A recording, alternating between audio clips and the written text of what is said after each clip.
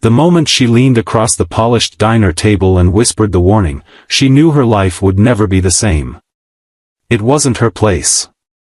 It wasn't her business. But sometimes, doing the right thing costs everything.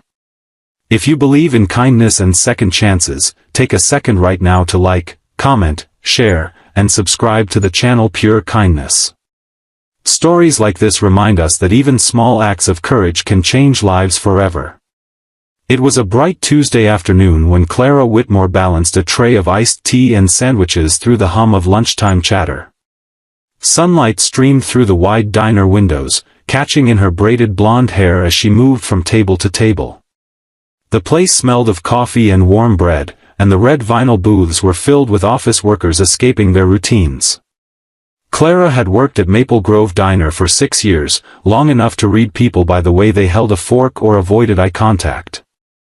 That was how she noticed him.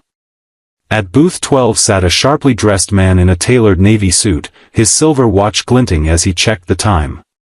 Across from him sat another man, overly confident, leaning back with a smile that never reached his eyes. Clara didn't know their names then, but she recognized wealth when she saw it. The quiet one carried himself with restrained power.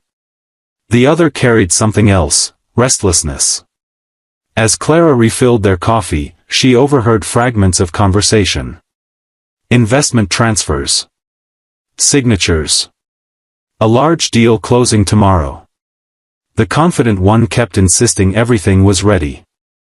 But when he excused himself to take a phone call, Clara noticed something that tightened her chest. The man's briefcase was slightly open, revealing documents that didn't match the details she had just heard. Dates were altered. Percentages changed. Her stomach dropped. She had seen enough late-night news to know what fraud looked like. She tried to ignore it. She was just a waitress. Rent was due next week. Her mother's medical bills sat unpaid on her kitchen counter. Getting involved could cost her job. But as she watched the quiet man, later she would learn his name was Adrian Keller, study the contract with trust in his eyes, something inside her refused to stay silent. When the other man stepped away again, Clara leaned in slightly, her heart pounding louder than the diner's clattering dishes.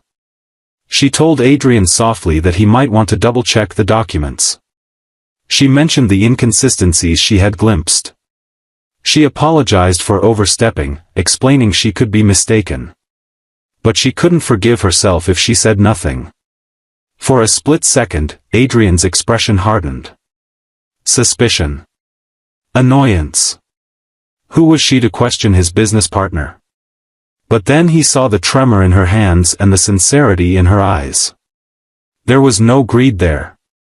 No manipulation. Just concern. The rest of that afternoon passed in a blur. Adrian asked for new copies of the documents. He made a quiet phone call. Within an hour, the confident friend was gone, escorted out by 2 stern-faced men in suits. Clara kept her head down, pretending to wipe tables while her pulse thundered in her ears. The next morning, Clara woke early, sunlight spilling across her tiny apartment's peeling walls. She expected nothing except another long shift and maybe a warning from her manager about minding her own business. Instead, as she stepped outside, she froze. Parked in front of her building was a sleek black luxury car, gleaming under the morning sun like something out of a magazine. Neighbors peeked through curtains. Children stopped their bikes to stare. Her heart raced as the back door opened. Adrian Keller stepped out, no longer just a distant customer in a booth. In daylight, he looked less intimidating, more human. He carried no briefcase today, only a simple envelope.